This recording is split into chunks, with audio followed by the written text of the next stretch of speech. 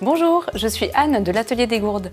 Je suis professeure de couture dans mon atelier à Rodez et j'anime aussi une communauté couture sur les réseaux sociaux sous le nom de l'Atelier des Gourdes. Je suis aussi créatrice de patrons et autrice de livres de couture. Aujourd'hui, nous allons réaliser ensemble une culotte menstruelle. C'est une culotte qui est réalisée avec des tissus techniques absorbants doux pour la peau qui permet de limiter l'utilisation de serviettes hygiéniques et autres protections.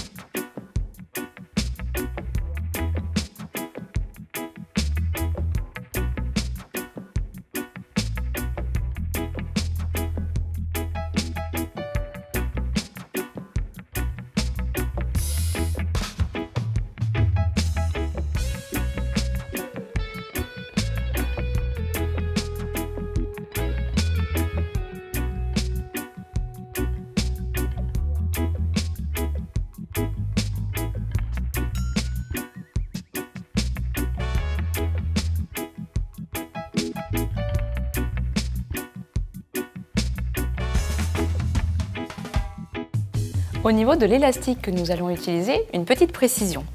Notre élastique aura besoin de venir se mettre en sandwich au niveau de l'insert de la culotte, autour des cuisses et au niveau de la taille. Pour cela, on va regarder un petit peu dans le détail. On n'achètera pas un élastique de culotte classique, un élastique à picot, puisqu'il ne conviendrait pas. On va plutôt se diriger vers un biais élastique ou un élastique cavalier. Le biais élastique, il est donc élastique et quand on le replie sur lui-même, il a cette fonction-là d'enfermer les tissus ensemble. L'élastique cavalier, lui, il a des petits picots comme l'élastique à lingerie, mais il s'ouvre ici en deux et c'est là qu'on pourra venir le mettre par-dessus nos tissus. Le patron est téléchargeable au format PDF dans le lien qui s'affiche sous cette vidéo. Le patron est à imprimer à taille réelle, les marges de couture sont comprises et on est sur une taille 40. Si jamais vous souhaitez adapter le patron à votre taille, vous pouvez comparer les dimensions qui sont ici avec une culotte que vous avez et ainsi l'adapter à votre morphologie. Pour le patron, vous allez pouvoir découper sur les traits pour chaque pièce. Vous verrez que pour chaque pièce n'est représentée qu'une moitié du tissu dont on aura besoin. Vous aurez donc à plier le tissu sur l'axe de symétrie pour obtenir une pièce qui sera 2 fois plus grande. Pour vous aider, vous pouvez tout à fait reproduire chaque pièce de patron en symétrique, comme ça, sur du papier à patronner, et ainsi ce sera peut-être plus facile pour pouvoir découper. Au niveau des différentes pièces, on va retrouver le devant de la culotte, que l'on va découper une fois au pli, c'est-à-dire qu'on aura une pièce qui sera 2 fois plus grande une fois que ce sera terminé. On va ensuite découper le dos de la culotte une fois aussi. Donc dos et devant sont tous les deux en jersey. Moi j'ai fait le choix ici d'avoir des couleurs de tissu différentes pour qu'on puisse mieux se repérer pendant l'assemblage de la culotte. Vous bien sûr à la maison, vous allez fabriquer une culotte qui sera unie.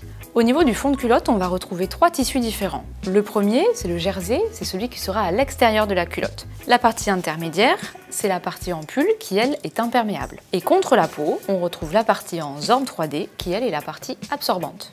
On va regarder ensemble comment découper notre jersey.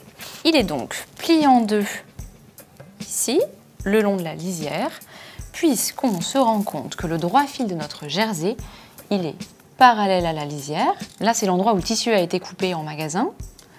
On a notre lisière et on repère sur l'endroit du tissu des séries de petites lignes.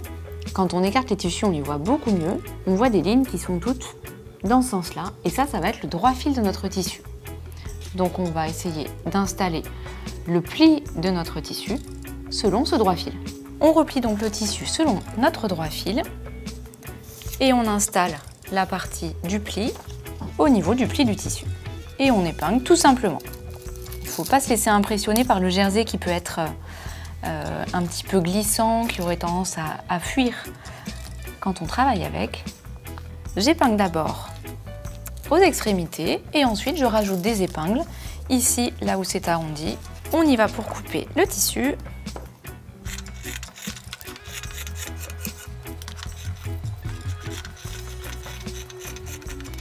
Tant que j'en suis à cette étape, je vais faire attention à bien identifier mon endroit et mon envers. je désépingle. Rappelez-vous, l'endroit, c'est le côté où on va voir le droit fil, c'est-à-dire ce côté où on a ces petites stries, on a des petits traits qui sont là à la verticale. Ça, c'est l'endroit de notre tissu. Du coup, sur l'envers, avec ma craie, ma savonnette ou mon stylo, ça nous aidera beaucoup pour assembler la culotte et vous pourrez faire de même la petite croix sur toutes les autres pièces. On va assembler la partie brillante du pull contre le zorbe.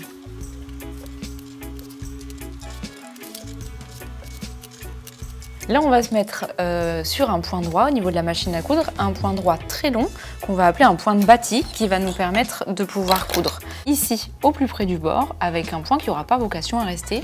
Donc on va s'installer ici et je prends comme repère le bord du pied presseur de la machine à coudre.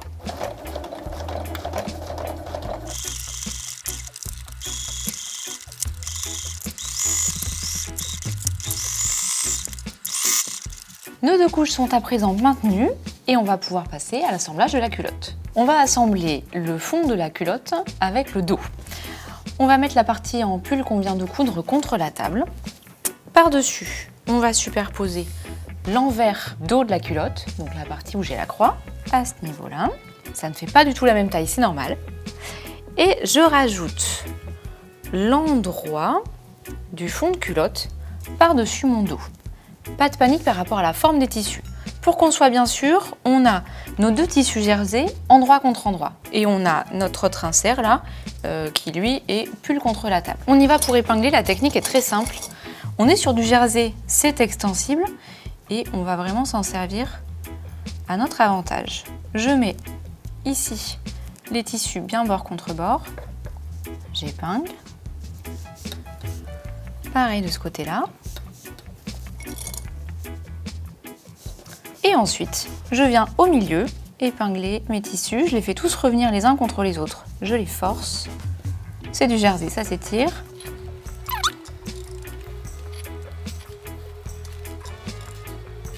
On y est, on va pouvoir passer à la machine à coudre où là on va coudre à 1 cm avec un point droit normal.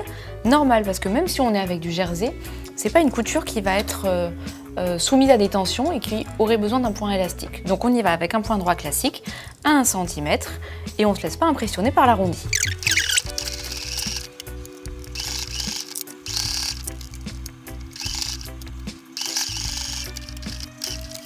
On y est, on a donc nos épaisseurs qui sont installées. On va cranter ici la couture. Et je peux rabattre ma culotte sur l'endroit. Ça commence à prendre forme. On écrase les coutures avec le fer pour avoir quelque chose de beaucoup plus plat. On va maintenant installer le devant de la culotte. Donc, comme tout à l'heure, on va poser notre pull contre la table et on va rouler le dos pour qu'il nous gêne un petit peu moins. Ensuite, on attrape le devant de la culotte, on va mettre l'envers du devant contre le tissu zorbe. Et ensuite, on a l'endroit du devant qu'on vient installer ici par-dessus. On a donc le devant de la culotte qui est pris en sandwich entre les deux inserts. Et les deux jerseys sont comme tout à l'heure, endroit contre endroit. Comme tout à l'heure, on épingle, on ne se laisse pas impressionner par l'arrondi. D'un côté, de l'autre, on y va très progressivement.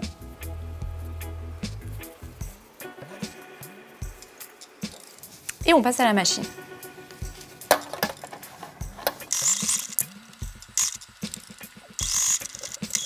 Comme tout à l'heure, on crante.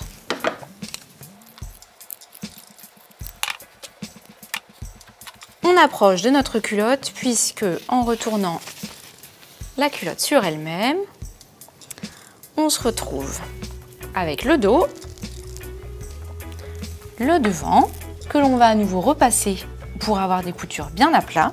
Et on voit que notre culotte est en train d'arriver. Bien sûr, je vous précise à nouveau que l'utilisation de différentes couleurs ici a été pensée vraiment pour vous aider à différencier les pièces. Vous, à la maison, vous êtes libre de la faire unie ou pas. On va maintenant assembler les côtés de notre culotte. On va simplement les mettre endroit contre endroit et les assembler à 1 cm.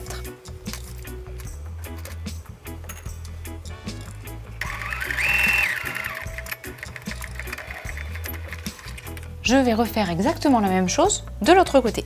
Bien sûr, si vous avez une surjeteuse à la maison, vous pouvez faire toutes ces étapes d'assemblage à la surjeteuse. On va ici faire un petit surjet avec le zigzag de la machine à coudre. On va se mettre sur un point très large et une longueur de 2 à peu près.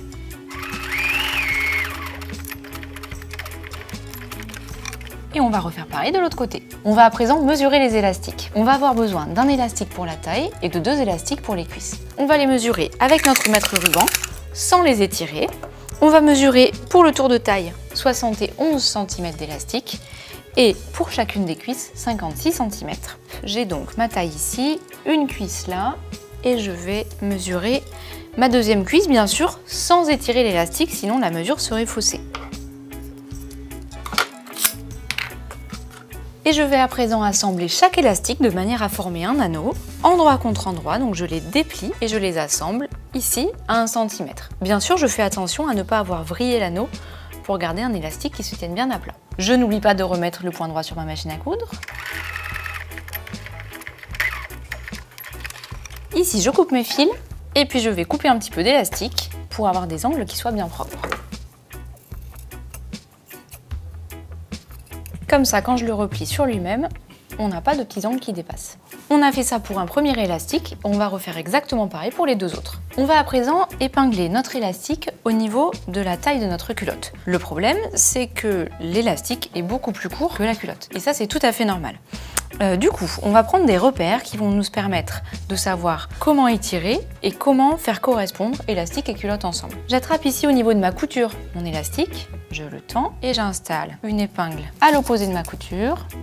Je peux tout aussi bien le tracer avec une craie, ça marche très bien. Et je replie, donc j'ai les deux milieux l'un contre l'autre, ça me permet de trouver le quart et le 3/4.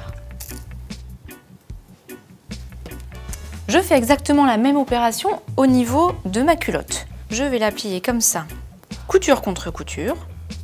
Ça me permet de trouver le milieu du dos et le milieu du devant.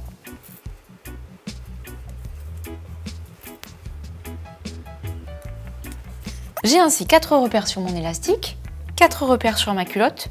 Bien sûr, on a posé les épingles milieu dos, milieu devant. Les deux autres repères, ce sont ceux ici des coutures. Et on va les faire correspondre. J'attrape d'abord la couture de l'élastique. Je l'ouvre ici comme ça en deux et je vais l'installer au niveau de mon milieu dos. Attention avec cet élastique-là, la partie qui est la plus douce est la partie qui va être à l'intérieur de la culotte et la partie qui a le petit motif décoratif, elle est à l'extérieur. Je déplie bien mon tissu pour le mettre à l'intérieur. Il faut vraiment qu'il se mette au fond du pli, qu'il épouse vraiment la partie pliée et je pose ma pince. On peut y aller avec les pinces ou avec les épingles, là c'est vraiment vous qui choisissez.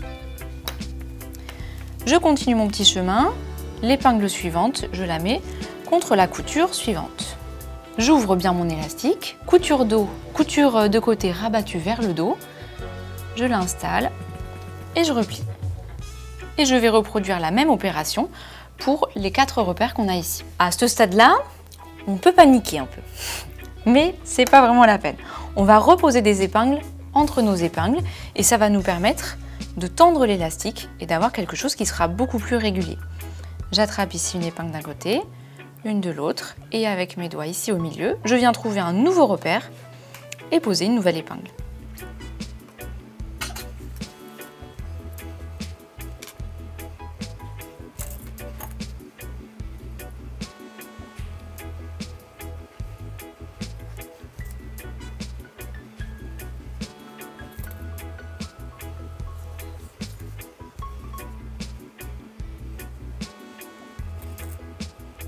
On commence à y voir un petit peu plus clair ici. On va pouvoir soit continuer à épingler pour vraiment être tranquille au moment de passer à la machine. Dans ce cas-là, je repose des épingles entre mes épingles, il n'y a pas de souci avec ça. Ou alors, je vais directement à la machine en faisant très attention à toujours placer mon tissu à l'intérieur du pli. Au niveau de la machine, on va se mettre sur un point zigzag qui va être large de 4 et long de 4 aussi. Avant de se mettre à la couture de notre élastique, on va changer la canette de notre machine. On va utiliser ici du fil mousse, qui est un fil qui est légèrement élastique et qui a cet aspect un petit peu dufteux, un petit peu aérien, qui va à la fois augmenter la capacité élastique de notre couture et qui en plus permettra d'avoir une couture qui sera extra douce. C'est vraiment un fil qu'on utilise quand on coud de la lingerie, des maillots de bain, des choses qui sont vraiment qui ont vocation à être contre la peau. Donc on y va, on ne change que la canette, ça veut dire qu'ici en haut, on garde le fil polyester de départ. On se met au niveau du dos et on y va pour commencer à coudre. On va donc avoir à tirer très légèrement sur notre élastique au fur et à mesure de la couture. C'est-à-dire que le geste, ça va être je tire, je couds. Quand j'ai cousu sur toute cette bande-là, je lâche, je me décale, je retire et je couds. On n'est pas du tout sur un mouvement de je recule, j'avance, je recule, j'avance. On veut vraiment un mouvement régulier vers l'arrière. Je fais attention tout au long de cette étape à bien maintenir le tissu ici à plat, bien au fond de l'élastique, et on y va.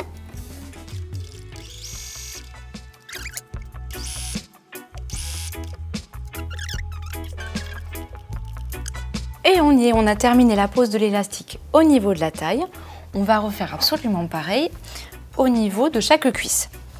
On aura une petite difficulté supplémentaire puisque là, on aura à maintenir ensemble les 3 épaisseurs de tissu. Cela dit, bien épinglé ou bien pincé, tout ira bien.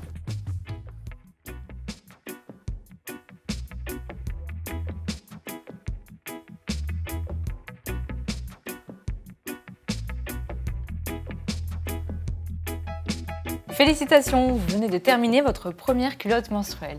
Libre à vous maintenant de la décliner à l'infini, dans différentes couleurs, et n'hésitez surtout pas à partager la vidéo à votre communauté pour que nous soyons de plus en plus nombreux à nous inscrire dans une démarche éco-responsable.